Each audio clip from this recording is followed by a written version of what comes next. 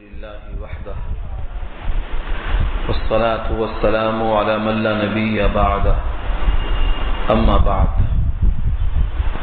فأعوذ بالله من الشيطان الرجيم بسم الله الرحمن الرحيم اقترب للناس حسابهم وهم في غفلة معرضون ما يأتيهم من ذكر من ربهم محدث إلا استمعوه وهم يلعبون لاهية قلوبهم وأسروا النجوى الذين ظلموا هل هذا إلا بشر مثلكم أفتأتون السحر وأنتم تبصرون إلى آخر الآية. صدق الله العلي العظيم وصدق رسوله النبي الكريم ونحن على ذلك من الشاهدين والشاكرين. اللهم ألهمنا رشدنا وأعذنا من شرور أنفسنا. اللهم وفقنا لما تحب وترضى من القول والفعل والنية. رب اشرح لي صدري ويسر لي أمري واحلل عقدة من لساني يفقهوا قولي. آمین یا رب العالمین. محترم حضرات، معزز سامعین، محترم خواتین، میری ماؤں اور بہنوں، ملی بھائیوں، پیارے بچوں، آج کی گفتگو کا عنوان ہے 17واں پارہ سورہ انبیاء، پہلا رکوع. سورت کا نام ہے سورہ انبیاء. انبیاء جمع ہے نبیون کی، اور نبی کے معنی آتے ہیں خبر دینے والا. اس کا مادہ ہے نبأن، خبر. ایک سورت کا نام ہے سورہ نبا، جس میں بڑی خبر ہے قیامت کی.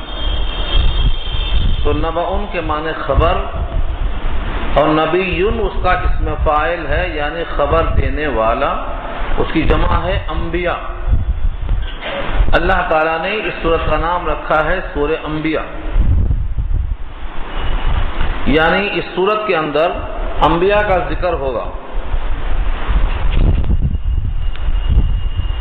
یہ سورت 7 رکوع پر مشتمل ہے اور 112 آیتیں اس کے اندر موجود ہیں. اس سورت کا سب سے بڑا مقام اور مرتبہ اس لحاظ سے کہ اس میں ایک نہیں بلکہ نبیوں کا تذکرہ ہے. ایک نبی کا تذکرہ ہوتا تب بھی اونچا تھا، یہاں تو کئی نبیوں کا تذکرہ ہے.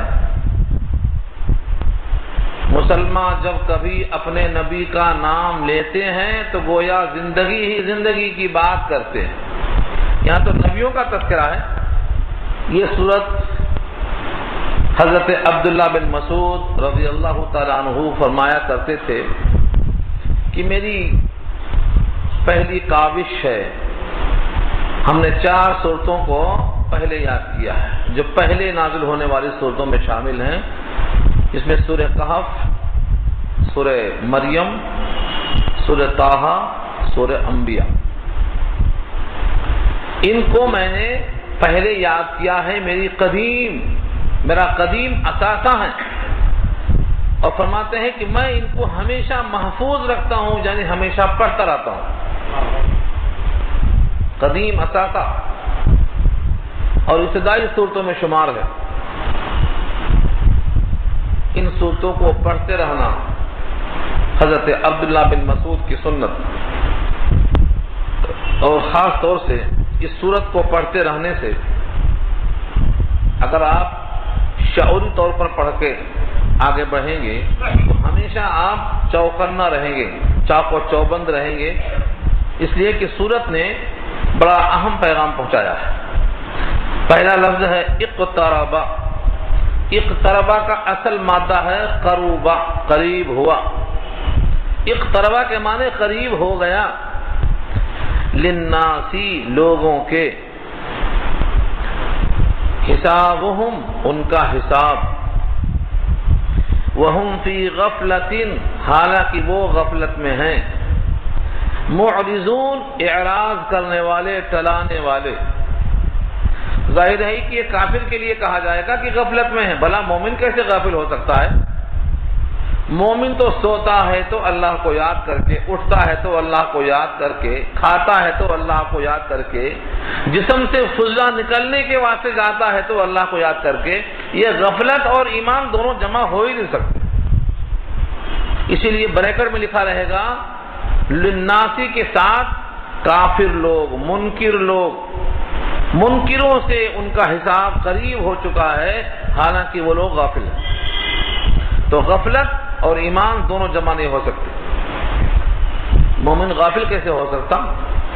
حدیث میں آتا ہے جس نے فلاں فلاں سورت پڑھ لی اس کا شمار ذاکرین میں ہوگا، غافلین میں نہیں ہو سکتا۔ تو مومن تو دن کی 5 نمازوں میں نہ جانے کتنی سورتیں پڑھ ڈالتا ہے، تو یہ غافل کیسے ہوگا؟ تو یہاں للناس سے مراد کون سا انسان ہے؟ جو غافل ہے، وہ منکر ہے، کافر ہے، مشرک ہے، مومن نہیں ہو سکتا۔ لیکن اگر کوئی مومن ہو کر بھی غافل ہے تو بڑے افسوس کی بات۔ اگر کوئی مومن ہو کر، مسلم ہو کر، آخرت پر یقین رکھ کر پھر بھی وہ غافل ہے، نمازوں سے غافل، تلاوت سے غافل، اللہ سے غافل، اپنے نبی کے راستے سے غافل، تو اس کی غفلت قابل افسوس ہے، یہ اس کے ساتھ شمار کیا جائے گا۔ یعنی اگر یہ بھی غافل ہے تو بہت افسوس کی بات ہے۔ لیکن یہاں جو مراد ہے غافل سے، وہ منکر انسان مراد ہے۔ ترجمہ لفظی کیا ہے؟ اقترب، قریب ہو چکا ہے، قریب آ لگا ہے، یا نزدیک آ پہنچا ہے۔ للناسی، لوگوں کے لیے، حسابہم، ان کا حساب، وہم فی غفلۃ، حالانکہ وہ لوگ غفلت میں ہیں، معرضون، اعراض کر رہے ہیں، ٹلا رہے ہیں۔ ترجمہ لفظی آپ کے سامنے آنے کے بعد آپ کے ذہن میں بھی آ سکتا ہے کہ لوگوں کا حساب قریب کیسے ہے، کس معنی کر قریب ہے؟ جب سید الانبیاء کے شہادت کی انگلی سے چاند 2 ٹکڑے ہو گیا تھا، سورہ قمر میں اللہ نے جب ہی کہا ہے اقتربت الساعۃ وانشق القمر، یہی لفظ وہاں بھی ہے۔ اقتربت الساعۃ، قیامت قریب آ چکی ہے، وانشق القمر، اور چاند 2 ٹکڑے ہو چکا ہے۔ لکھا ہے کہ یہ چاند کا 2 ٹکڑے ہونا قیامت کے قریب ہونے کی نشانیوں میں سے ایک نشانی ہے۔ تو اس وقت قیامت قریب آ چکی تھی جب نبی صلی اللہ علیہ وسلم دنیا میں ہاتھ کا اشارہ کر رہے تھے اور چاند 2 ٹکڑے ہو رہا تھا۔ تو 1432 سال ہو گئے، اب تو وہ قیامت اور قریب آ چکی ہوگی۔ ایک روایت میں آقا نے فرمایا انا والساعۃ کہاتین، اس طرح آپ نے شہادت کی انگلی اور درمیان کی وسطی انگلی دونوں کو اٹھا کر آپ نے ایسا ملا کر فرمایا انا والساعۃ کہاتین، میں اور قیامت دونوں ایسے ہی متصل ہیں، جتنا یہ انگلی آگے بڑھی ہے اور یہ انگلی جتنا پیچھے ہے، اتنا ہی مجھ سے پیچھے قیامت ہے اور اتنا ہی میں اس سے آگے ہوں۔ دوسرا مطلب لکھا شارحین نے کہ میرے بعد اب قیامت ہی آئے گی، کوئی نبی نہیں آئے گا، کیونکہ نبی جتنے آنے والے تھے سب آ کے جا چکے۔ دنیا اب بوڑھی ہو چکی ہے، جیسے کوئی بوڑھا انسان کہتا ہے میاں جو کرنا تھا ہم سب کر لیے، اب تو صرف مرنا ہی باقی ہے۔ بقول مرزا غالب کے لذتیں ختم ہو گئیں غالب، لذتوں کا عذاب باقی، سب کر چکے۔ تو حقیقت یہ ہے کہ دنیا بوڑھی ہو چکی، اب دنیا پھر سے شروع نہیں ہونے والی ہے، دنیا اپنے شباب کو کھو چکی۔ جب دنیا کی ابتدا ہوئی تو حضرت آدم تشریف لائے، دوبارہ دنیا آباد ہوئی، حضرت نوح تشریف لائے، اس کے بعد دنیا شباب پہ آئی، ابراہیم تشریف لائے۔ یہ سارے انبیاء کرام دنیا میں آتے گئے، دنیا شباب سے زوال کی طرف چلتی چلی گئی۔ اب سید الانبیاء نے آ کے واضح کر دیا انا والساعۃ کہاتین، اب میرے بعد قیامت آئے گی، کوئی نہیں آئے گا۔ ہاں کچھ جھوٹے لوگ ہوں گے، 30 کذاب ہوں گے، دجال ہوں گے، جھوٹے ہوں گے، ان میں ایک بھی درست نہیں ہو سکتا ہے۔ نبوت کا محل ایک قصر ہے جس کی ایک اینٹ باقی تھی، اللہ نے مجھے وہاں رکھ کر اس اینٹ کے ذریعے محل کی تکمیل کر دیا، اب قصر نبوت مکمل ہو گیا، اب ایک اینٹ کی بھی گنجائش نہیں ہے، تو اب قیامت ہی آئے گی۔ اس لیے کہا گیا لوگوں کا حساب قریب ہے۔ تو اگر مجموعی دیکھا جائے تو دنیا بوڑھی ہو چکی ہے، اب ختم ہونے والی ہے، اب سارے انسانوں کا حساب و کتاب بہت قریب آ چکا ہے، لیکن لوگ غافل ہیں۔ یہ مکے والوں سے کہا گیا، یہ عمومی لحاظ سے ہے، لیکن اگر اس سے بھی بعض لوگوں کو تشنگی باقی رہے تو شارحین نے اس کو ایک اور انداز سے سمجھایا ہے۔ لوگوں کا حساب کب ہوگا؟ جب وہ مریں گے، اور لوگ مریں گے کب؟ جب موت آئے گی، اور دنیا میں کسی کو نہیں معلوم کہ میری موت کب آئے گی، ہو سکتا ہے آج ہی آئے۔ کتنے ایسے لوگ ہیں کہ ان کو یہ معلوم نہیں کہ موت کب آئے گی، کبھی کبھی اسی لمحے میں آ جاتی۔ تو جب موت آنے کی خبر نہیں ہے اور موت آنا ہی ان کا حساب و کتاب شروع ہونا ہے، کیونکہ حدیث کے الفاظ ہیں من ماتا فقد قامت قیامت ہو، جو مرا اسی قیامت شروع۔ جیسے ہی مرے گا من ربو کا سوال شروع ہو جائے گا، سوال کا جواب صحیح ملے گا راستہ کھل جائے گا، جواب صحیح نہیں ملے گا تو راستہ کٹھن بن جائے گا۔ تو اب قیامت کب آئے گی اس کی؟ جب وہ مرے گا، اور مرنا اس کا اتنا یقینی ہے لیکن جانتا نہیں کہ کب مرے گا۔ اسی بات سے صحابہ کرام کے الفاظ ملتے ہیں کہ جب شام ہو جاتی تو صبح کی امید نہیں رکھتے تھے، اور جب صبح ہو جاتی تھی تو شام کی امید نہیں رکھتے تھے، کیونکہ دنیا سے انسان کا منتقل ہونا کسی انسان کو نہیں بتایا اللہ نے۔ کبھی بھی انسان جا سکتا ہے، اور جب کبھی بھی جا سکتا ہے تو حساب فوراً شروع ہو سکتا ہے۔ بیٹھے بیٹھے سجدے میں گیا، سو گیا، حساب شروع۔ اسی لیے لوگوں کا حساب قریب ہے، انفرادی لحاظ سے بھی، اجتماعی لحاظ سے بھی۔ حساب کیا ہوگا؟ لوگ سمجھتے ہیں صرف مال کا حساب ہوگا۔ الہاکم التکاثر کی تفسیر میں نے عرض کیا تھا آپ سے کہ 5 سوال ہوگا محشر کے میدان میں، ان 5 کے بغیر قدم نہیں ہلیں گے جگہ پر سے۔ لا تزال قدم عبد یوم القیامہ حتی یسأل عن 4، عن عمرہ فیما افنا، وعن شبابہ فیما ابلا، وعن مالہ من این اکتسبہ وفیما انفقہ، وعن علمہ ماذا عمل فیہ۔ یہ 5 سوال ہوں گے۔ زندگی کہاں لگایا؟ زندگی میں جو شباب ہوتا ہے، شباب کی جولانیاں، استعداد خصوصی، وہ تم نے کس مصرف میں لگایا؟ مال کہاں سے کمایا اور مال کہاں خرچ کیا، اور جتنا علم تھا اس پر کتنا عمل کیا۔ یہ 5 سوالوں کے بغیر کسی انسان کے قدم محشر سے نہیں ہٹیں گے۔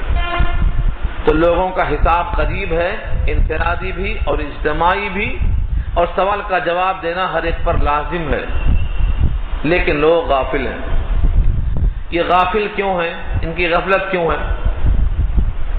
ان کی غفلت کی وجوہات کئی ہیں، کئی وجہ ہے غفلت کی۔ ان کی سب سے بڑی وجہ غفلت کی یہ ہے کہ انہوں نے اللہ کی دی ہوئی صلاحیتوں کو غلط استعمال کر لیا۔ جب اللہ تعالیٰ نے پیدا کیا تھا تو ان کو غافل نہیں پیدا کیا تھا، کیونکہ ہر بچہ فطرت اسلام پہ پیدا ہوتا ہے۔ اسلام کی فطرت پر پیدا ہونے کا مطلب یہ ہے کہ اس کی فطرت سلیمہ ساتھ رہتی ہے۔ اب اس کے بعد اس کے ماں باپ جیسی صحبت دیتے ہیں ویسا وہ بنتا اور ڈھلتا چلا جاتا ہے۔ کل مولود یولد علی الفطرہ فابواہ یحودانہ او ینصرانہ او یمجسانہ او کما قال۔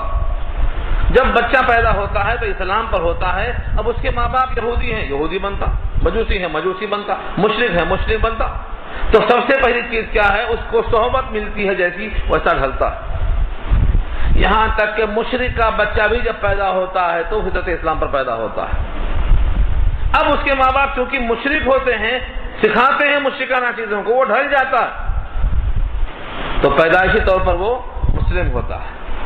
اسی بات سے قرآن کریم میں اللہ کا حکم یہ ہے کونوا مع الصادقین، سچوں کے ساتھ رہو۔ جب سچوں کے ساتھ رہیں گے سچائی آئے گی، اور بروں کے ساتھ رہیں گے برائی آئے گی۔ تو غفلت کی ایک وجہ یہ ہے کہ ان کو اچھی صحبت نہیں ملتی، اچھی صحبت نہیں ملتی، اچھا علم نہیں ملتا، اور بھی ایک وجہ بڑی اہم ہے، اچھی غذائیں نہیں ملتی۔ حلال طیب پاکیزہ غذاؤں سے حلال خون بنتا ہے، پاکیزگی آتی ہے۔ حرام غذاؤں سے جہنم کی طرف بڑھتا ہے انسان، برائیاں لے کر چلتا ہے انسان۔ کلوا من الطیبات واعملوا صالحا، یہ اللہ نے کہا ہے۔ عمدہ عمل کو اگر وجود میں لانا ہے تو کرو طیبات، پاکیزہ چیزیں کھاؤ، خراب چیزیں کھانے سے اچھا عمل صادر نہیں ہوگا۔ تو وجوہات تو بہت ہیں، یہ سب نمونے پیش کیا میں نے ان آیتوں کے، دیکھے آپ۔ اقترب للناس، منکر لوگوں سے ان کا حساب قریب ہو گیا ہے۔ وہم فی غفلۃ معرضون، حالانکہ وہ لوگ غفلت میں ہیں اور اعراض کیے ہوئے۔ کفار قریش اس کے پہلے مخاطب ہیں، اور قیامت تک جتنے بھی اعراض کرنے والے ہیں سب طبعاً اس میں شامل ہیں۔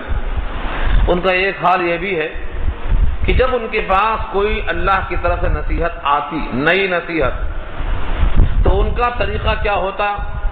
بجائے اس نصیحت کو غور و فکر سے سوچنے کے، اس کے ساتھ مذاق کرتے، کھلواڑ کرتے، ٹھٹھا کرتے۔ ما یأتیہم من ذکر من ربہم محدث الا استمعوہ وہم یلعبون، نہیں آتی ان کے پاس کوئی نصیحت۔ ما یأتیہم، ما نافیہ ہے، میں نے پہلے بھی کہا تھا، پھر سن لو۔ الا دیکھ لینا پہلے کہیں آیت میں آ رہا ہے کیا۔ اگر الا ہے تو اس سے پہلے کا ما نیگیٹو رہے گا، اس سے پہلے کا ان نیگیٹو رہے گا، نفی رہے گا۔ تو الا یہاں آ رہا ہے، ترجمہ نیگیٹو میں کیا ہوگا؟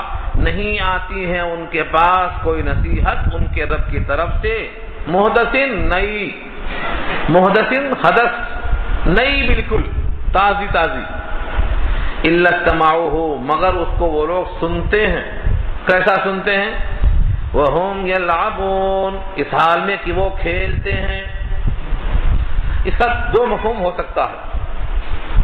قرآن کریم جیسی نصیحت، کوئی آیت سید الانبیاء کی زبان سے جب سنتے تو ان نصیحتوں سے بجائے عبرت حاصل کرنے کے اسی نصیحتوں سے کھلواڑ کرتے، مذاق کرتے، ٹھٹھا کرتے، اسی نصیحت سے کھلواڑ کرتے۔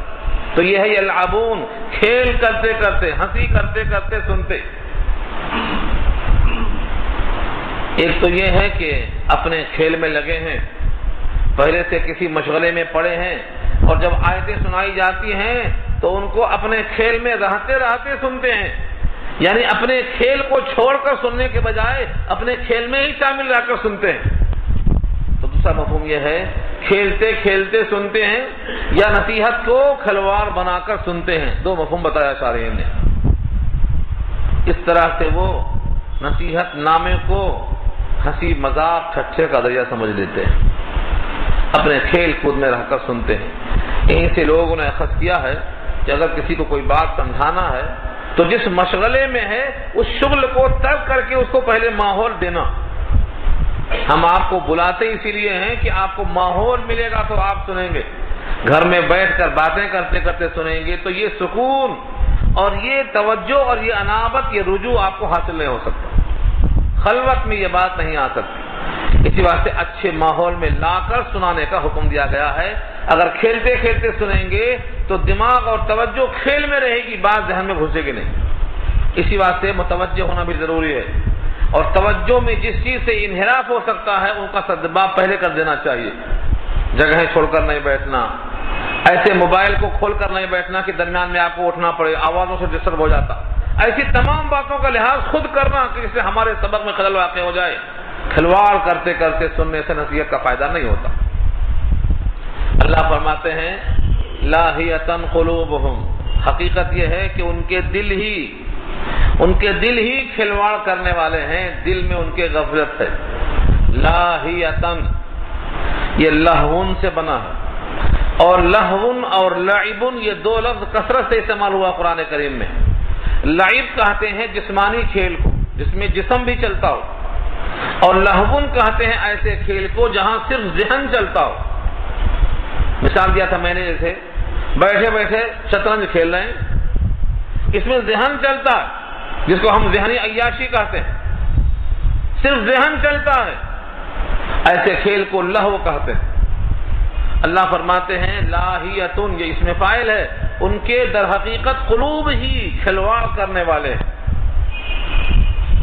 اور دل کیسا ہوتا آدمی کا؟ دل بادشاہ ہے، سارے جسم میں جو دل ہے اگر وہی لاہیا ہے، وہی کھلواڑ کرنے والا ہے، تو باقی جسم، ہاتھ، پیر، آنکھ، ناک، کان سب اس کے ماتحت ہیں، وہ تو بدرجہ اولا کھلواڑ کریں گے۔ جب دل کہتا ہے کھیلو اور دل چاہتا ہے مذاق کرو، تو دل کی تائید میں ہاتھ بھی اٹھتا ہے، آنکھ بھی اٹھتی ہے، کان بھی اٹھتا ہے، کیونکہ دل تو بادشاہ ہے۔ اور یہ مضمون کوئی اپنا نہیں ہے، آپ سن چکے ہیں نبی صلی اللہ علیہ وسلم کا ارشاد نبی بھی بار بار آپ سن چکے ہیں آپ، کہ تمہارے جسم میں، بلکہ تم میں سے ہر ایک کے جسم میں ایک گوشت کی بوٹی ہے، جب وہ گوشت کی بوٹی صحیح رہتی ہے تو سارا جسم صحیح رہتا ہے، اور جب گوشت کی بوٹی خراب ہوتی ہے تو سارا جسم خراب ہو جاتا ہے۔ فرمایا آگاہ رہو، وہ دل ہے، وہ گوشت کی بوٹی ہے۔ الا فی کل جسدکم مضغہ اذا صلحت صلح الجسد کلہ واذا فسدت فسد الجسد کلہ الا وہی القلب۔ تو دل کیا ہے؟ بظاہر ایک گوشت کا لوتھڑا ہے، ایک بوٹی ہے، لیکن وہ درست ہے تو سارا جسم درست، اور وہ خراب تو جسم سارا کا سارا خراب۔ یہاں رب کریم فرماتے ہیں لاہیۃ قلوبہم، ان کے دل ہی کھلواڑ کرنے والے ہیں، اور جب دل کھلواڑ کرنے والے ہیں تو انہوں سے سنجیدگی کہاں سے آئے گی؟ سارا جسم اسی طرح کھلواڑ کرنے والا ہوگا۔ آنکھیں ماریں گے اب، کیونکہ آنکھیں بھی کھلواڑ میں شریک ہوں گی، فقرے کسیں گے، زبان چلے گی، آوازیں آئیں گی، یہ سب شریک ہوں گے، کیونکہ دل میں کھلواڑ ہے تو جسم سارا کا سارا مذاق کرنے میں شاغل ہو جائے گا۔ وَأَسَرُّ النَّجْوَى، سر سے بنا ہے، وَأَسَرُّ یہ جمع ہے، فعل ہے، اس کا مادہ سرٌ ہے، جس کے معنی پوشیدہ چیز کو سر کہتے ہیں۔ وَأَسَرُّ چپکے آپس میں انہوں نے کیا کیا؟ النجوا، سرگوشی کیا۔ نجوا کہتے ہیں کانا پھونسی کو، ایک آدمی سر جھکاتا ہے، دوسرا آدمی اپنے منہ کو اس کے کان میں رکھ کر بات کرتا ہے، اس کو نجوا کہتے ہیں۔ نجوا پر بحث پیچھے آ چکی ہے تفصیل کے ساتھ۔ وہ اصل النجوا، سرگوشی کرتے ہیں۔ سرگوشی کرنے والے کون ہیں؟ الذین ظلموا، جنہوں نے ظلم کیا ہے، جنہوں نے ظلم کیا۔ ظلم کا اطلاق ظلم کے فرد کامل پہ ہوگا، اور وہ شرک ہے۔ ظلم چھوٹا بھی ہوتا ہے، ظلم بڑا بھی ہوتا ہے۔ ظلم چھوٹے ہو کر بڑے بھی ہوتے ہیں، اور بڑے ہو کر چھوٹے بھی ہوتے ہیں۔ امام بخاری نے بخاری میں ایک باب قائم کیا ہے، باب ظلم دون ظلم۔ اس باب میں انہوں نے ثابت کیا ہے کہ ایک ظلم کم ہوتا ہے دوسرے ظلم کے مقابلے میں، اور تشریح میں آیتیں کوٹ کی ہیں کہ سب سے بڑا ظلم کون ہوتا؟ ان الشرک لظلم عظیم۔ ظلم عظیم کہا کس کو؟ شرک کو۔ تو شرک ظلم عظیم ہوتا ہے۔ تو ظلم چھوٹا بھی ہوتا ہے، ظلم بڑا بھی ہوتا ہے۔ جب ظلم کا اطلاق مطلق ہو جاتا ہے تو اس سے مراد فرد کامل ہوتا ہے، یعنی ظلم عظیم۔ تو لوگ ظالم ہیں جنہوں نے ظلم کیا ہے، وہ چپکے سرگوشیوں میں کہتے ہیں، کیا کہتے ہیں؟ هل هذا الا بشر مثلكم، نہیں ہے یہ یعنی محمد مصطفیٰ صلی اللہ علیہ وسلم الف مرۃ بعدد كل ذرۃ۔ هل هذا اس میں اشارہ ہے، یہ جدھر جاتا ہے وہ ہے سید الانبیاء کی ذات۔ هل هذا نہیں ہے یہ، یہاں بھی اللہ سے پہلے هذا آیا، اللہ سے پہلے حل آیا۔ حل اور ما اور ان یہ سب نگیٹو میں آئیں گے، اللہ سے پہلے جہاں بھی آئیں گے قرآن کریم میں۔ هل هذا الا بشر، نہیں ہے یہ مگر بشر، مثلکم، تمہاری ہی طرح انسان ہے۔ یہ زور سے نہیں کہتے، چپکے کہتے، آہستہ کہتے، اور اسی کو بنیاد بنا کر نبی کی نبوت کا انکار کر دیتے کہ ہماری ہی طرح جب انسان ہے تو اپنی طرح جو انسان ہے اس کو ہم نبی کیسے تسلیم کر لیں؟ گویا نبوت کی نفی اس بنیاد پر وہ کرتے رہے کہ وہ نبی تمہاری ہی طرح ہے۔ افتاتون السحر، اور یہ بھی کہتے کیا تم آؤ گے جادو کے پاس؟ آ کے مانے کیا اور فا مانے تو، تأتونا آؤ گے تم، السحر جادو کے پاس، السحر مفعول ہے، افتأتون السحر یعنی کیا تم آؤ گے جادو کے پاس، وانتم تبصرون حالانکہ تم جانتے ہو، تم کو سوجھ بوجھ ہے کہ یہ حقیقی طور پر تمہاری طرح انسان ہے اور جو کچھ بھی یہ کر کے دکھاتے ہیں یہ جادو ہے۔ جادو کو جان کر جادو کے پاس تم آؤ گے تو گویا تم جادو کو قبول کرنے آ رہے ہو، جادو کو ماننے آ رہے ہو۔ تو ظالموں نے سرگوشی میں نبی کو اپنی ہی طرح بشر کہا اور جادوگر آپ کے تمام افعال کے اثرات کو دیکھ کر کہا، اور اسی وجہ سے آپ کے پاس قریب آنے سے انکار کر دیا۔ اب یہاں اگر یہ بحث کی جائے کہ نبی کو بشر کہنا ظالموں نے جو کہا تھا یہ ظاہری طور پر دیکھ کر کہا تھا، حالانکہ نبوت اور بشریت دونوں میں کوئی منافات نہیں ہے، بلکہ حقیقت یہ ہے نبوت آئی ہے بشریت ہی کی شکل میں، آدم بشر سے، وہاں سے شروع ہوتی ہے۔ دنیا میں جتنے بھی نبی آئے، جتنے رسول آئے، وہ سب کے سب بشر تھے، غیر بشر میں نبوت اللہ نے رکھا ہی نہیں۔ اور یہ بات آپ کو سمجھانے کی سورہ یونس میں آ چکی ہے، پھر سن لیجئے ایک مرتبہ۔ اللہ نے 3 مخلوق کو مخاطب کیا ہے، ایک نوری، ایک ناری، ایک خاکی۔ نوری فرشتے ہیں جو نور سے بنے ہیں، اور اللہ تعالیٰ نے دوسری مخلوق بنایا نار سے جس کو ہم جن کہتے ہیں، اور تیسری مخلوق بنایا ہے خاکی جو مٹی سے بنا جس کو ہم آدمی اور انسان کہتے ہیں۔ جب آدم کا پتلا مٹی سے بنایا، روح پھونکی گئی تو تمام نوریوں سے سجدہ کرنے کا حکم دیا اللہ نے، سب نے سجدہ کر دیا۔ اس میں ایک ناری تھا یعنی ابلیس، سجدہ کرنے سے انکار کر دیا۔ تو آدم کو سجدہ ہوا، یہ مسجود ملائکہ ہیں۔ آدم سے لے کر سید الانبیاء تک جتنے رسول، جتنے نبی آئے، پورے کے پورے خاکی میں آئے، پورے کے پورے مردوں میں آئے، پورے کے پورے بشر میں آئے۔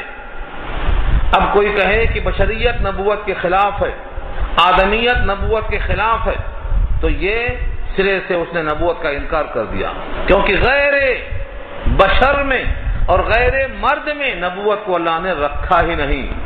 یہ قرآن کریم نے ایک مقام پر نہیں کہا، یہاں آیت نمبر 7 ابھی آ رہی ہے، آپ خود سن لیجئے گا۔ اللہ نے فرمایا اے نبی آپ سے پہلے ہم نے جتنے رسول بھیجے اور جتنے ہم جو ہے نبی بھیجے، کوئی بھی سوائے مرد کے اور کچھ نہیں تھا، سب مرد ہی تھے۔ اس لیے نبوت کے خلاف بشریت کو یا بشریت کو نبوت کے خلاف سمجھنا یہ بنیادی غلطی ہے۔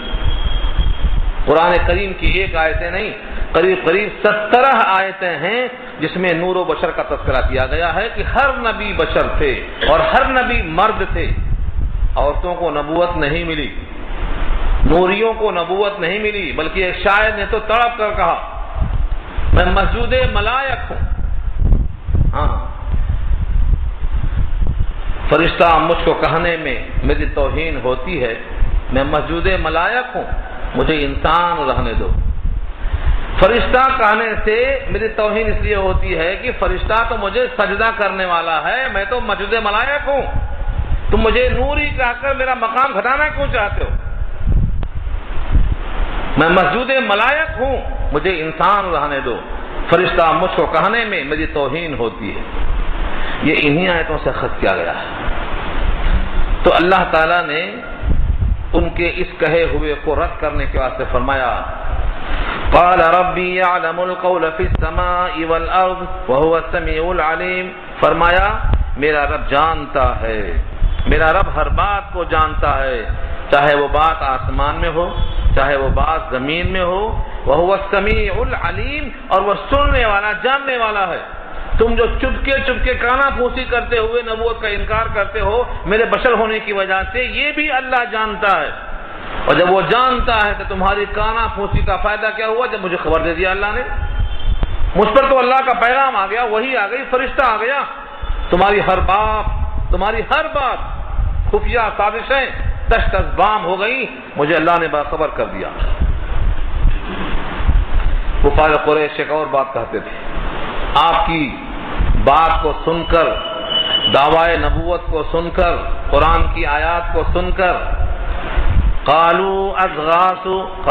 قالوا اضغاث احلام، بلکہ انہوں نے یہ بھی کہا کہ یہ قرآن جو پیش کرتے ہیں یہ پریشان خیالات ہیں۔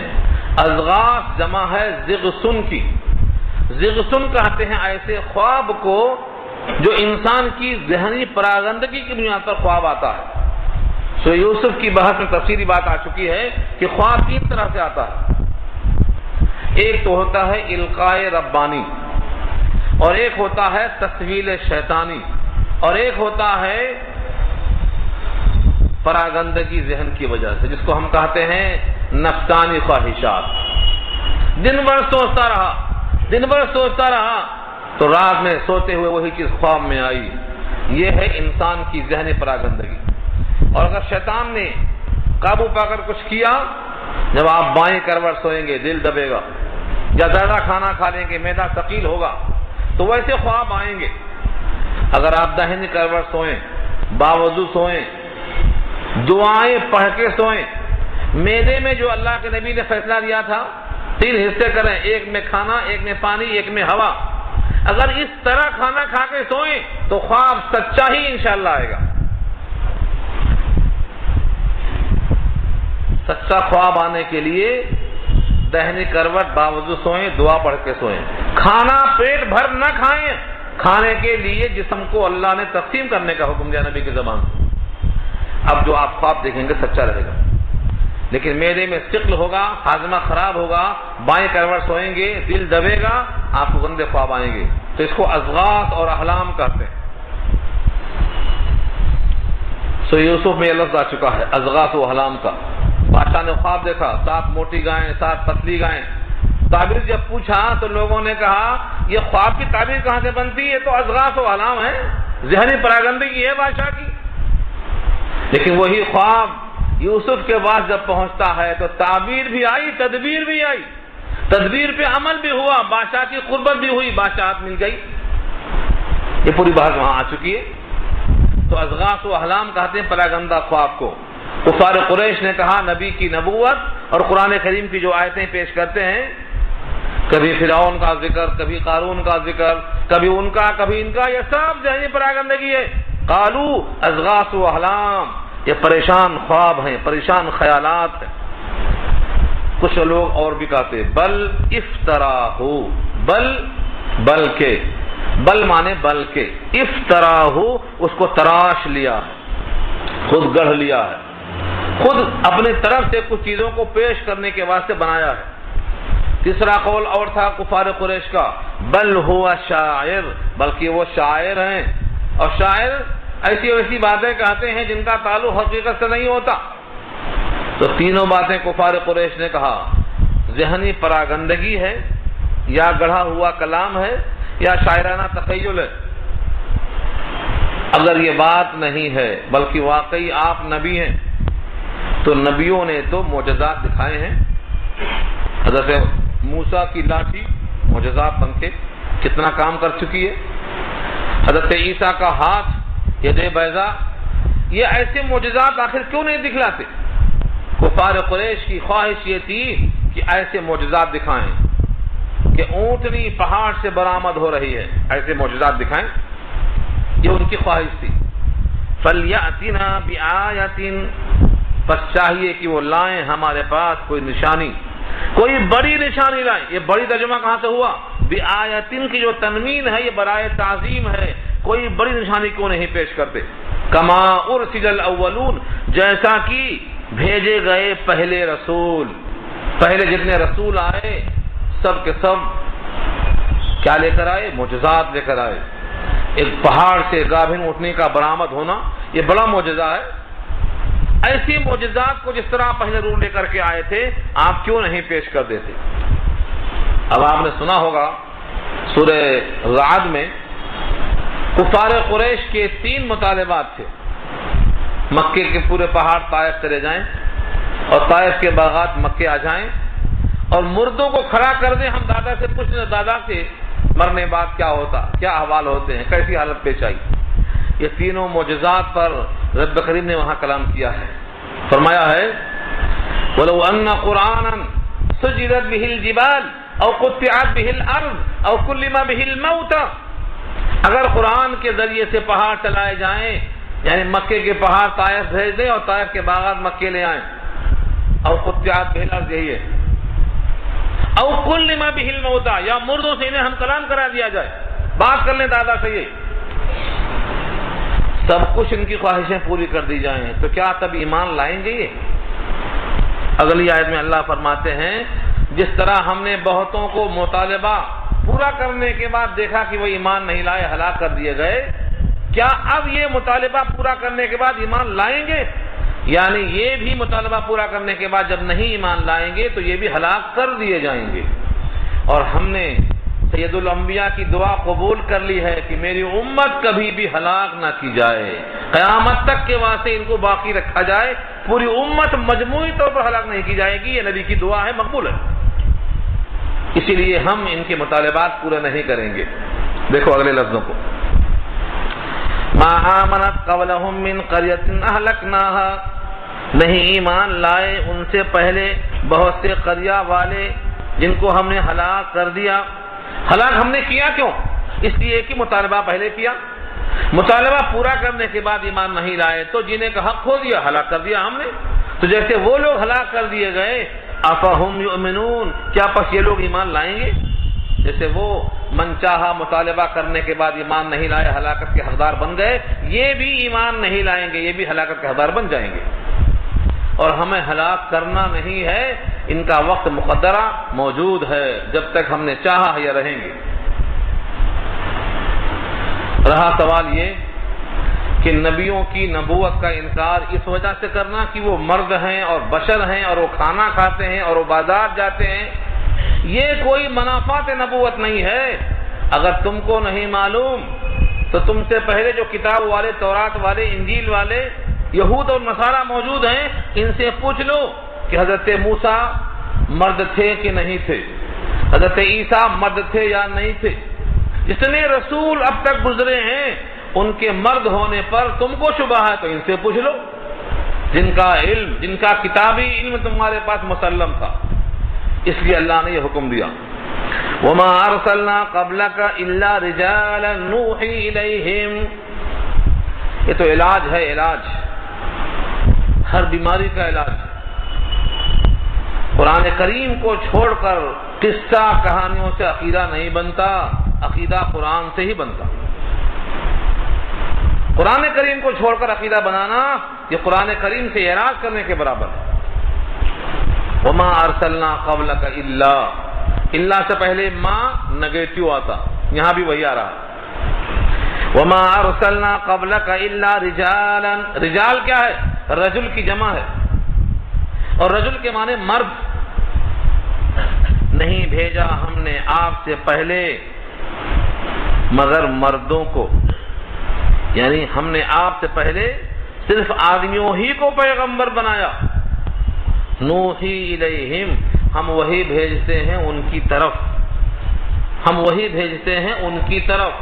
تو وہی کس کی طرف آئی؟ بحیثیت نبی کے مردوں کی طرف آئی. نہ عورتیں شامل ہیں, نہ فرشتے شامل ہیں, نہ جن شامل ہیں. ایک بھی کوئی نبی ایسا نہیں ہے جو مردوں سے ہٹ کر نبی بن کر آیا ہو. اتنی مسلمہ حقیقت کو انکار کیسے کیا جا سکتا ہے؟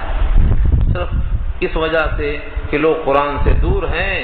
جس دن لوگ قرآن سے قریب آ جائیں گے حقیقت میں منکشف ہو جائے گی.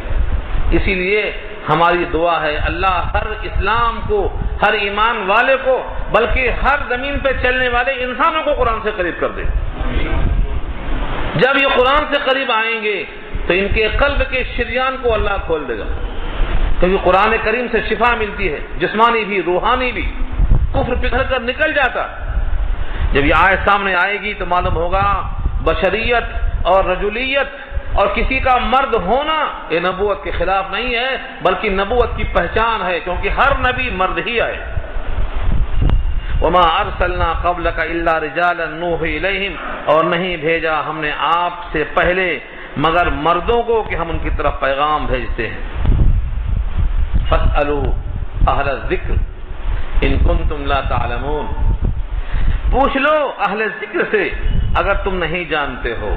کفار قریش سے کہا گیا کہ تم کو سابقہ لوگوں کی بات نہیں معلوم کہ انبیاء کیسے ہوا کرتے تھے، تو تم کو اگر نہیں معلوم ہے تو جن کو معلوم ہے وہ اہل ذکر ہیں، ان سے پوچھ لو۔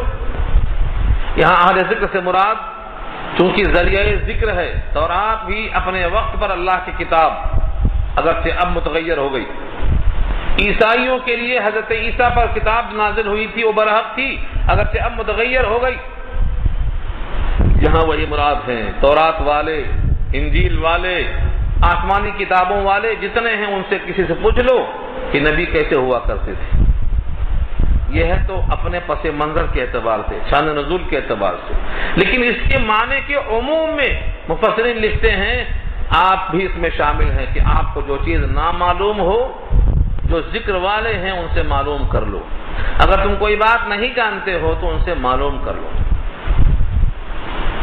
امام قرطبی اس پر لکھتے ہیں ائمہ اربع جنہوں نے قرآن اور سنت کی وضاحت کی ہے، اگر تم کو کوئی مسئلہ نہیں معلوم ہے تو ائمہ اربع سے معلوم کر لو، چاروں امام حق پر ہیں، ان میں سے کسی کی بات مان کر چلو، ہدایت پر پہنچو گے۔ اسی آیت سے انہوں نے تقلید کو واجب قرار دیا ہے، اگر تم کو نہیں معلوم ہے تو نامعلوم ہو کر حیات نہ گزارو، معلوم کر لو جاننے والوں سے۔ یہاں سے معلوم ہوا تقلید واجب ہے۔ اب کہتے ہیں چار حق کیسے ہوتے؟ اب تو ایک ہی ہوتا، چار حق کیسے ہوتے؟ اس پر ہم نے کلام کیا ہے، سورہ مجادلہ کی بحث کی ہے کہ جب اللہ چاہتے ہیں تو آپ کو سمجھ میں نہیں آتا ہے کہ حق دو کیسے ہوتے، دو کیسے ہوتے۔ غزوہ خندق کا جب محاصرہ ہوا، کچھ صحابہ نے کہا درختوں کو کاٹ دو تاکہ یہ لوگ دروازہ کھول دیں، بل کے باہر نکلیں۔ کچھ صحابہ نے کہا ان کے درختوں کو کیوں کاٹو گے، کھجوروں کے درخت ہمیں ہی تو ملنے والے ہیں، آج نہیں تو کل فتح ہو جائے گا قلعہ، ہماری ملکیت بننے والی ہے، کیوں کاٹتے ہو؟ تو کچھ صحابہ نے کاٹنے کا فیصلہ کیا اور کچھ صحابہ نے نہ کاٹنے کا فیصلہ کیا، دونوں میں تضاد ہے کہ نہیں ہے؟ لیکن قرآن کہتا ہے یہ دونوں چونکہ اللہ کو راضی کرنے کے لیے تھے، لہذا دونوں عمل اللہ کی طرف سے، کاٹنا بھی اللہ کا عمل، اللہ کو راضی کرنے کا عمل، اور نہ کاٹنا بھی اللہ کو راضی کرنے کا عمل۔ قرآن کے الفاظ دیکھو، وما قطعتم من لینۃ او ترکتموها قائمۃ علی اصولها فباذن اللہ، دونوں اللہ کے حکم سے تھا۔ معلوم یہ ہوا کہ اگر اماموں میں سے چاروں میں سے کسی ایک کی آپ تقریر کریں گے اور ارادہ یہ ہو کہ ہم اللہ و رسول کی اتباع کریں گے ان کی تشریح کے مطابق، کیونکہ قرآن اور حدیث کی تشریح ان سے اچھی ہم نہیں کر سکتے، ہمارے پاس علم کم ہے، تو ان میں سے ہر ایک کی تشریح سچ ہے اور حق ہے، تو آپ وہیں پہنچیں گے جہاں یہ چاروں کی تشریح آپ کو پہنچائے گی، اور وہ اللہ کی رضا ہے۔ سمجھانے کے واسطے میں نے ایک مثال دی تھی، امام کی آواز محراب میں سے ہر فرد کو نہیں پہنچ پا رہی ہے، اتفاق سے لائٹ چلی گئی، مائک فیل ہو گیا، آپ تو مائک آ گیا، پہلے مائک بھی نہیں تھا۔ امام کی آواز رکوع کی، سجدے کی، پیچھے والوں کو نہیں پہنچتی، تو کیا کرتے تھے لوگ؟ مکبر لگاتے تھے، مکبر کے معنی آواز کو بڑی کر کے پیش کرنے والا۔ تو چار صفوں والے تو امام کی آواز پر سنیں گے، اور اس کے بعد کے صفوں والے مکبر کی آواز سنیں گے، اور اس کے بعد کے صفوں والے تیسرے مکبر کی آواز سنیں گے، اور اس کے بعد کے صفوں والے چوتھے مکبر کی آواز سنیں گے۔ اب کوئی یہ کہا دے میاں تمہاری نماز ہوتی نہیں، تم تو امام کو فالو نہیں کر رہے ہیں، تم تو امام کی اتباع نہیں کر رہے ہیں، تم تو اس مکبر کی اتباع کر رہے ہیں۔ حالانکہ حقیقی بات یہ ہے یہ سارے مکبر اس امام کی اتباع کرتے ہیں، اور آپ اس مکبر کے توسط سے امام کی اتباع کر رہے ہیں، اس کا یہ کہنا جھوٹ ہوگا کہ تم امام کی اتباع نہیں کر رہے ہو۔ بالکل ایسا ہی ہے، ائمہ اربعہ نے جو کچھ کہا ہے اپنی خواہشیں نہیں پوری کرایا ہے، قرآن اور سنت کو انہوں نے پیش کیا ہے، ان میں سے کسی کی اتباع کرنا در حقیقت اللہ و رسول کی اتباع کرنا ہے۔ اور جو لوگ ان کی اتباع نہیں کرتے، اگر وہ خود مجتہد مطلق ہیں تب تو گنجائش ہے بچنے کی، اور اگر ان کا علم اتنا ادھورا اور ناقص ہے کہ وہ قرآن و حدیث کے درجے اجتہاد تک نہیں پہنچتے، تو ان کو تو قبرستان جانا پڑے گا۔ جیسے کوئی بیمار ڈاکٹر کو چھوڑ دے، میڈیکل اسٹور چلا جائے اور جو دل میں آیا دوائیاں لے کھا لے، تو اس کو تو صحت یاب نہیں ہونا ہے، اس کو تو 4 کے کندھے پہ قبرستان جانا پڑے گا۔ یہی حال ہے جو ائمہ اربعہ کی تقریر کرنے کے بجائے خود بھی علم نہیں ہے، اب کبھی ان کی کبھی ان کی، جو دل میں آیا تشریح کر لیا، نہ قرآن نہ حدیث، سنت نہ صحابہ کا عمل، تو ان کی حالت ایسی ہو جاتی ہے کہ وہ کبھی اچھا بھی کرتے، کبھی غلط بھی کرتے، کبھی صحیح کرتے، کبھی برا کرتے۔ ان کا حال اسی مریض کی طرح ہے۔ اس لیے یہاں سے امام قرطبی نے اخذ کیا ہے کہ ائمہ اربعہ حق پر ہیں، ان کی تقلید کرنا واجب ہے، اور اللہ نے کہا تم کو جو بات نہیں معلوم ہے وہ جن کو معلوم ہے ان سے پوچھ لو، بغیر پوچھے عمل مت کرو۔ یہی آیت ہمارے پاس دلیل ہے، اور ایک ہی آیت نہیں ہے۔ تقریر شرعی کی حیثیت، تقلید کی شرعی حیثیت، جسٹس تقی عثمانی کے قلم سے کتاب آئی ہے، انہوں نے 4 آیتوں کو غور کیا، لیکن میرا عنوان ان 4 آیتوں کو پیش کرنے کا نہیں ہے، ہمیں آگے چلنا چاہیے۔ آیت نمبر 8 میں اللہ فرماتے ہیں وَمَا جَعَلْنَاهُمْ جَسَدًا لَا يَأْكُلُونَ الطَّعَامَ وَمَا كَانُوا خَالِدِينَ، اور ہم نے نہیں بنایا ان رسولوں کے لیے ایسے جسم، ایسے جسے، جسد کہتے ہیں جسم کو، ہم نے ان رسولوں کے لیے ایسے جسم نہیں بنائے لا یاکلون الطعام کہ وہ کھانا نہ کھائیں، جو اللہ فرما رہے ہیں۔ جس اللہ نے رسولوں کو پیدا کیا ہے، پیدا کرنے والا جتنا جانتا ہے دوسرا کون جانتا ہے؟ اللہ فرماتے ہیں ہم نے رسولوں کا جسم ایسا نہیں بنایا کہ وہ کھانا نہ کھائیں، کھانا کھاتے تھے۔ کھانا کھانے کا تذکرہ اللہ نے ایک مقام پہ اور بھی کیا ہے بڑے انداز سے، جہاں لوگوں نے کہا تھا کہ حضرت عیسیٰ اور ان کی ماں اللہ کی الوہیت میں شریک ہیں، وہاں بھی اللہ نے کہا کانا یاکلان الطعام، وہ دونوں کھانا کھاتے تھے۔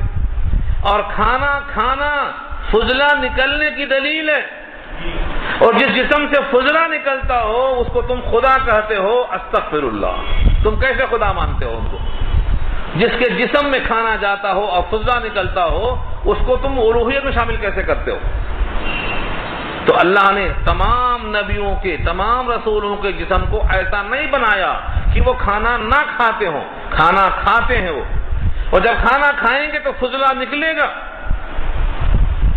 اور کھانا کھانا یہ تقاضا ہے بشریت کا، انسانیت کا، آدمیت کا، رجولیت کا تقاضا ہے کہ وہ کھانا کھائیں۔ تو تم کیوں سمجھتے ہو کہ نبی ہونا منافی ہے انسان ہونے کے؟ یہ تمہارا خیال باطل ہے۔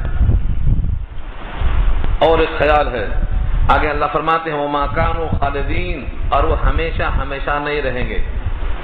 ان کا جسم ہم نے ایسا نہیں بنایا ہے کہ وہ کھانا نہ کھائیں، اور وہ حضرات دنیا میں ہمیشہ رہنے والے نہیں ہیں۔ جتنے نبی آئے سب چلے گئے، دنیا میں ہمیشہ نہیں رہیں گے۔ دنیا میں رہنے کا مطلب زمین کی پیٹھ پر نہیں رہیں گے، زمین کے پیٹ میں رہیں گے۔ انبیاء کے اجسام کو اللہ تعالیٰ نے مٹی پر حرام کر دیا ہے، شہداء کے اجسام کو بھی اللہ نے حرام کر دیا ہے، وہ کھائیں گے نہیں، لیکن دنیا میں رہنے کا مطلب یہ نہیں کہ زمین کی پیٹھ پر نہیں رہیں گے، زمین کے پیٹ میں رہیں گے، ہمیشہ ہمیشہ نہیں رہیں گے۔ جتنے نبی آئے سب چلے گئے۔ اس میں اشارہ یہ ہے تم بھی یہاں سے جانے کا انتظام کرو۔ ہم کیا رہیں گے جب نہ رسول خدا رہے؟ جب ساری کائنات کے سید الانبیاء بھی یہاں سے چلے گئے تو تم کو ہمیشہ رہنے کا خیال کیوں آتا؟ تیاری کرو، تم بھی یہاں سے جانا۔ وما كانوا خالدین، وہ ہمیشہ ہمیشہ نہیں رہیں گے۔ یعنی رسول ہونا، ہمیشہ رہنا، دونوں چیزوں میں بہت بہت ہے۔ ہر رسول یہاں سے جانے واسطے بنائے گئے تھے۔ ثم صدقناهم الوعد، پھر ہم نے وعدہ ان سے جو کیا تھا وہ پورا کیا۔ ثم کے معنی پھر، صدقناهم سچ کر دکھایا ہم نے ان سے الوعدہ، کون سا وعدہ؟ کہ جتنے نبی ہیں ان کی ہم مدد کریں گے، وہ غالب ہوں گے، ان کے فالوورز غالب ہوں گے، ان کی اتباع کرنے والے غالب ہوں گے. ہم نے یہ وعدہ ان سے پورا کر دکھایا. آپ کو معلوم ہوگا سن 2 ہجری میں غزوہ بدر سے لے کر شروع ہوگا آخری دن تک غزوات کا، فتوحات کا دروازہ کھلتا چلا گیا، اور یہ سیل رواں رکنے والا نہیں تھا. یہ اللہ نے اپنا وعدہ پورا فرمایا.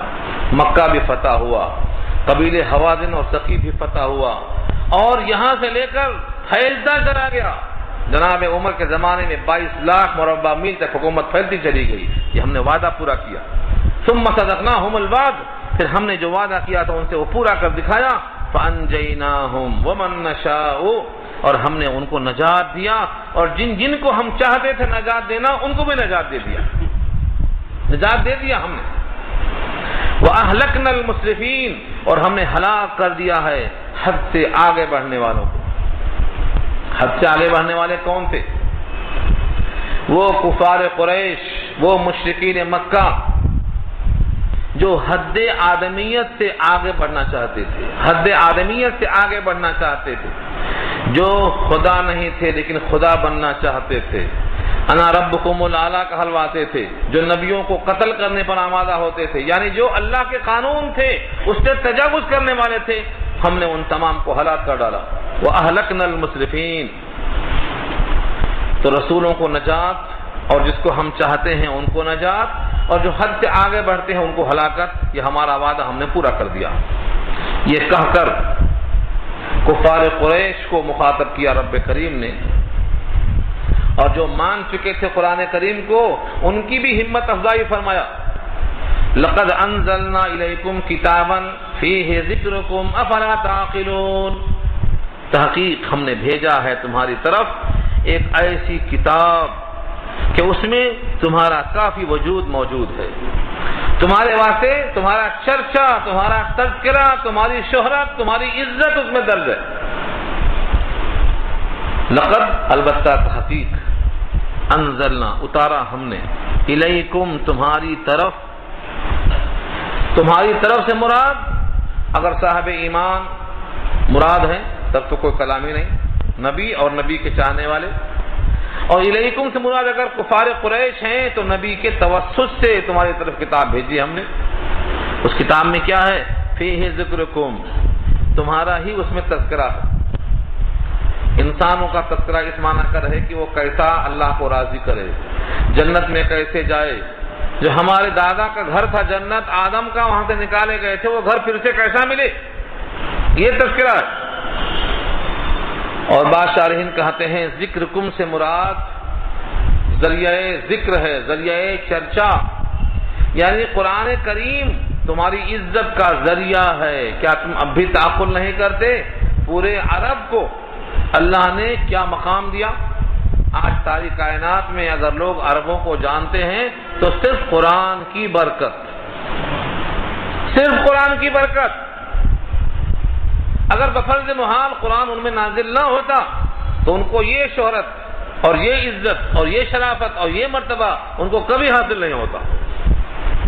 حضرت عمر کا فرمان ہے، اپنے داڑھی کو پکڑ کے بولتے تھے، اے عمر، تو اونٹوں کا چرواہا تھا، تو ابن خطاب تھا، خطاب کا بیٹا تھا، تجھ کو اللہ تعالیٰ نے نبی کی صحبت قرآن کی برکت سے فاروق اعظم بنا دیا. اس کا شکر ادا کر، اپنے آپ کو مخاطب کر کے بولتے تھے. تو قرآن نے اہل عرب کی عزت کو اتنا اونچا کر دیا، اتنا اونچا کر دیا، فرمایا تمہارے لیے یہ قرآن تذکرہ اور چرچا ہے. تم تعقل نہیں کرتے، تم غور و فکر نہیں کرتے. آج سارے عالم میں وہ حاوی ہیں، سارے عالم کی نگاہوں کے تارے ہیں. آج جب ان کو کوئی تکلیف ہوتی ہے تو ہر مومن کے دل میں ٹھیس اٹھتی ہے. نبی صلی اللہ علیہ وسلم کا ارشاد ہے، قیامت تک کے واسطے قریش تم میں اگر موجود ہیں تو تمہاری سرداری کے وہ حقدار ہیں. یہ کیوں پیغام دیا؟ قرآن کی عظمت ہے، قرآن کی شرافت ہے. بلکہ قرآن کی عظمت تو یہ ہے، اہل عرب کیا، قرآن جہاں رہے گا عزت ہی دے گا. قرآن جہاں رہے گا عزت ہی ملے گی، شہرت ہی ملے گی، عظمت ہی ملے گی. ہم قوم لا یشقی جلیسہم ولا یخاب انیسہم. صحابہ قرآن کی برکت سے ایک ایسی قوم بن گئے تھے کہ ان کا ہم نشین کبھی بدبخت نہیں ہو سکتا اور ان کے ساتھ محبت کرنے والا کبھی ناکام نہیں ہو سکتا. قرآن کریم کی یہ اپنی ذاتی خوبی ہے. قرآن کریم جہاں ہوگا وہاں عظمت ملے گی. حدیث میں آیا تم میں سب سے بہتر انسان وہ ہے جو قرآن پڑھتا اور پڑھاتا ہے. کیوں کہا؟ قرآن سیکھتا اور سکھاتا ہے تو انسانوں میں بڑا عظیم بن گیا. کیوں؟ قرآن سکھانے کی وجہ سے. قرآن کریم کی وجہ سے نماز تمام عبادات میں سب سے افضل ہے، کیونکہ قرآن کریم میں نماز کے اندر جو تلاوت ہوتی ہے یہ قرآن کا جز آنے سے. قرآن کریم جہاں نازل ہوا وہ دل تمام قلوب کا نورانی مرکز ہے. سارے قلوب کی طرف جو انوار کی برسات ہوتی ہے وہ مرکز نور کیا ہے؟ وہ قلب نبوت ہے. قرآن وہاں نازل ہوا، نبوت کے انوار وہاں سے نکلتے ہیں. اسی واسطے صحابہ کو صحبت ملی نبی کی تو ہم سے بہت آگے ہو گئے. کوئی دنیا کا کتنا قابل انسان ہو جائے صحابی کی عظمت کو نہیں پہنچ سکتا. کیوں؟ کیونکہ وہ قلب نبوت سے قریب تھا، براہ راست اس نے حاصل کیا. تو وہاں دل پہ قرآن نازل ہوا، علی قلبک لتکون من المنذرین. قرآن کریم مکے میں آیا، حرم کی فضیلت ہو گئی کہ 1,00,000 نمازوں کے برابر اس کو اللہ نے شفاعت بخشی.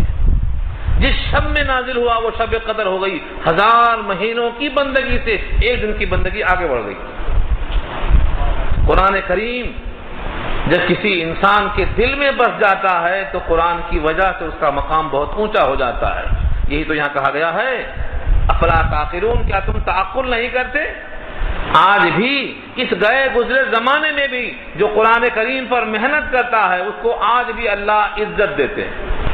اور جن کے بچوں کو قرآن نہیں آتا، جو اپنے بچوں کو قرآن نہیں پڑھاتے، جو قرآن کریم سے دور رکھتے ہیں، وہ دنیا میں بھی کھوئے سے ہوتے ہیں. انہیں کوئی پوچھنے والا نہیں ہوتا. ان کی تمام شرافت عارضی ہوتی ہے، مرتے ہی ختم ہو جانے والی ہوتی ہے. اور جو قرآن کی صحبت سے عزت ملتی ہے تو وہ جنت تک باقی رہتی ہے.